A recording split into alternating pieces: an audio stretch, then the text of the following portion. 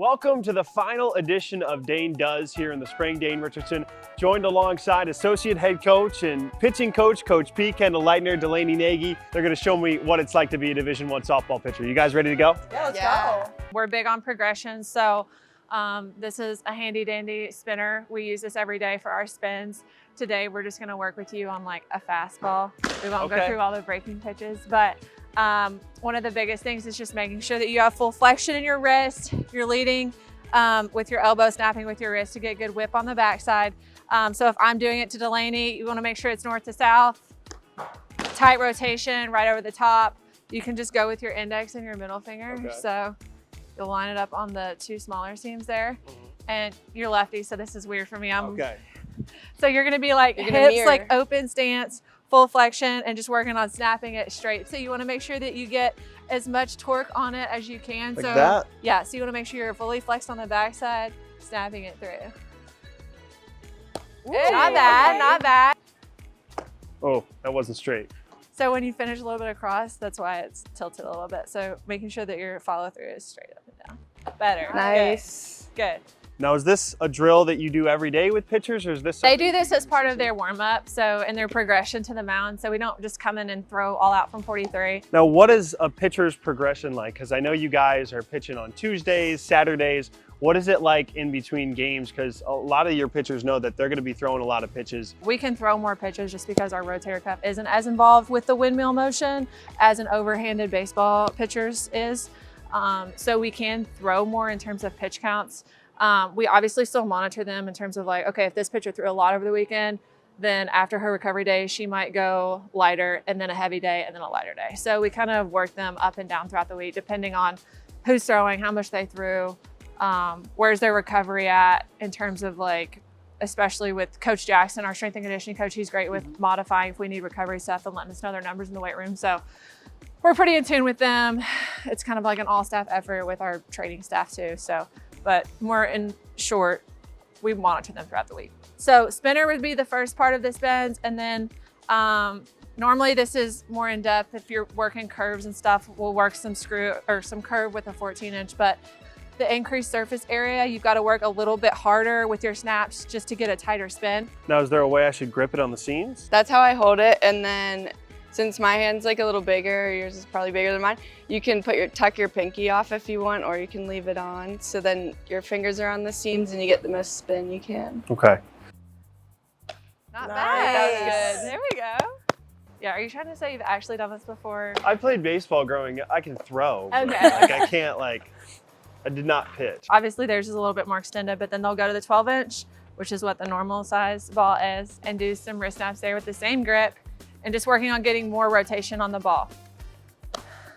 Now, with spin rate, I know that's something that a lot of the baseball guys touch on. Is that something, and you guys using different pitching metrics that you guys look at from game to game? Same for us in terms of making sure like the spin rate is obviously going to have better break on the ball. We don't throw as many fastballs in college. I think their breaking pitches are a little bit more focused in terms of the spin rate, but for today with you, we'll just focus on the fastball. We're not going to get too advanced. All right, so after they get done with their spin work, they kind of progress back to like a T motion. So I won't have you do it with the spinner and the 14-inch. We'll just stick with the 12-inch today. But for them, a T or a K is basically just them getting loose, stepping into their motion and dragging their back toe. We want to make sure that we're up on our drag toe because we're dragging a smaller surface area. So if I can drag the surface area of a dime compared to a whole ruler, right? If I collapse my back heel, it's a little bit more of a break rather than a propeller. So we want to make sure we're up on our toe with our drag. Our glove side is coming straight down and we're just nice and loose. So making sure your glove isn't flying out. Okay, this one might I did okay at that. I'm not sure what this one's gonna look like. Maybe I can have a demonstrator just to see what it looks like. Yeah, Dina, go ahead. The best way to describe it is like let your arm fall loose down. Okay. Like don't try and push it. This is where you're gonna a little bit more lead with your elbow, snap with your wrist. This is more so just focusing on good whip on the backside and being loose with your arm. Oh boy. Just T. Just T? T and let it fall down.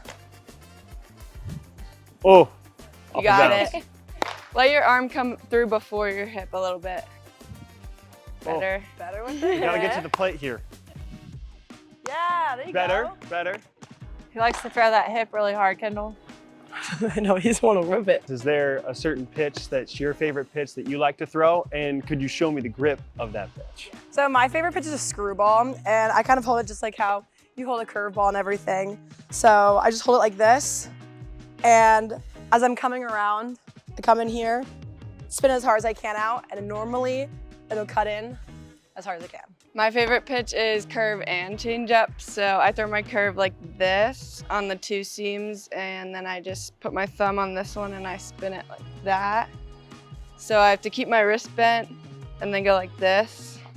My second one's change up. I throw a circle change. It's like this, but I just kind of just let it go and it really drops off the table. And I think that's a key component to getting batters out. And specifically for both of you, I know you guys, this is your first year with the Kent State program. So what was it about the flashes and this coaching staff that attracted you to this program? Honestly, everything. The minute I stepped onto campus, I was like, this place is my home and I know I belong here. The coaches were so welcoming. I mean, Coach P was the first face I saw and I was like, she's like, I have to be here, I have to come here. Yeah, so for me, it was the way that they coach and their championship culture. Like, they just work us as hard as they can every day. So we just try to build that every day. Just to get their legs going. They'll do a couple steps in. Kendall, you want to demo one? Sure. All right, I don't know if I'm gonna throw this, this thing off. Wait, I'm gonna switch with you. All right, normally I take 3 steps because I can never tell what I'm at. Oh gosh. They'll go easy does it, start around 75%, then work up to full speed. And this is just, again, another step in their warm-up progression. And then once they're feeling good here, then they'll go on and go straight from the mound. So I don't know if a walkthrough would be better for you or just like stagnant feet would be better. Either one, I think I'm gonna fail at both, but it's okay. The whole point of this is sometimes me failing. Yeah, for and sure. showing how difficult it is of what you guys do. So left, right, left, and then Yeah, you might want to scoop back just a little bit. Give I yourself feel like that a little. footwork. So I'm here, here, here. Boom, yeah, then you drive, and then like you drive off, like once you hit, it'll be your left leg. Once you hit here, you wanna get open, so then you can get back in that T position. Because all of our progressions like lead up to how we're supposed to be for pitching. So like, yeah. okay, there we go. A little bit Okay. short, Not made it bad. farther than I expected though. Oh, the goal is by the end of this to make the plate at least once. When you step your stride is that you're opening up your hips so that you can get your arm through and get that power of your backside with it. Yeah, Better. there you go. Better. She's a great pitching coach already. Let's see if we can repeat that. I'm not sure. You will, you will. Not bad, not bad. It's okay. We're getting there. We're getting there. Both of you guys are key pitchers on Kent State softball team. Delaney, first for you, what's your favorite part about being a pitcher? Yeah, so my favorite part about being a pitcher is just like the team aspect, like knowing I can help out my team and get them the outs. That really drives me, so I try to play for everyone around me. And then every pitch, just having the ball and trying to win against the batters, that's just being competitive is very fun too. Kendall, I'll ask the same question to you, but you're a little bit different. So how do you balance being a two-way player and also going out and hitting? So I love the aspect of like being able to hit and pitch. I'm so blessed that I get to do that here. I just love being able to go out there and like play for my team out there on the mound and like do whatever it takes to get us out of that like fielding position and then going up and just hitting the ball because it's like hitting the ball is like getting that stress out. So making sure, so back in the day when I threw, you had to have both feet on the mound, but now you can have one foot back. So making sure that you rock straight back with your hips. As you're coming forward, you want to make sure almost like you're on a plane trajectory of like taking off. So making sure you're loaded in your legs, exploding out and getting that back leg in. Okay, so we'll try it out from the mound, see how you do. Okay, so I'll let our girls give you some corrections. my left foot will be on the rubber, correct? Yeah. Okay. Oh, little off the mark. First one Maddie didn't get. I feel like he would be a natural curve guy. Curve. Likes to pull it 100%. across his body. Yeah. I've seen pictures in the NCAA that they're like this. This is much harder than it looks. Okay. Closer. You didn't open up the Getting hips better. to first base. Getting better. Clear hips like a Ferris wheel. You don't I want feel like people I should falling at off. least teach him the curve spin and let him try Wait, it. that would be so funny. I feel like Do it. I should. Wait, Okay. You want to do some curve stuff now? You feeling- Honestly, why not? Let's. Okay, let's try it out. So with the curveball, there's 2 small seams on this and 2 wide seams, right? So I'm gonna line my fingers up where I've got my index finger on the inside seam, middle finger on the inside seam, and my thumb on the inside seam so I can push with all of them. So obviously with a curveball, it's breaking from the middle to the out of the plate. So biggest thing with this is you're gonna cut off your circle and you're gonna keep your fingertips up. So if you get down, obviously the spin's gonna tell you because your spin is gonna be here rather than east to west. So back up just a little bit. I don't wanna. Her spin is crazy. So you wanna make sure just as we're coming back, my fingertips are up, I'm tight to my body, I'm not casting away, and I'm just going straight out to my target. Wait, I can catch it. Kendall is gonna catch Wait, me. I got you. So it's gonna be straight east to west. There's no wobble in your spin. The tighter the spin, again, back to the spin rate, the better the break. So we're just gonna make sure, I came a little low to high on that, but we're gonna make sure that we're tight to our body, straight out to our target, okay? So if Kendall's doing it back to me, she's pretty good at these 2. Right there is where we want it. I'm gonna put you on the spot in a minute though. Okay. Right there. So are you almost snapping your wrist or are you throwing Yeah, it? so your fingertips up and you're separating your wrist snap from your forearm movement. So we don't want to push it through the zone. We want to spin it there. We want to snap it there, but we're not cutting it under.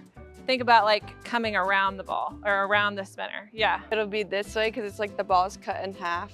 So you're trying to keep it flat. So I grip it like this. Okay. Or you could go like this. We'll see how this goes. You might wanna Maddie, get a little apologies in closer. advance Wait, for watch where this out, is gonna Dane. go. Dane. Whoa! So I'm like cutting it. Spinning it, it's more wrist and fingers than like arm. And we'll just go here, like kind of like how we were in the T position and just letting it come down and spinning it into ourselves.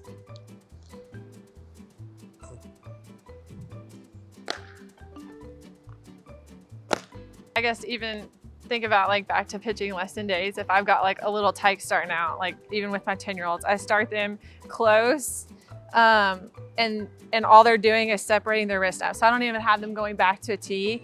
It's just fingertips are up and I'm throwing it to my catcher and I'm just getting that east to west rotation. So really just focusing on the wrist snap of it and not the whole arm pushing. Fingertips are up, you're just coming here to here, but not opening up that hip.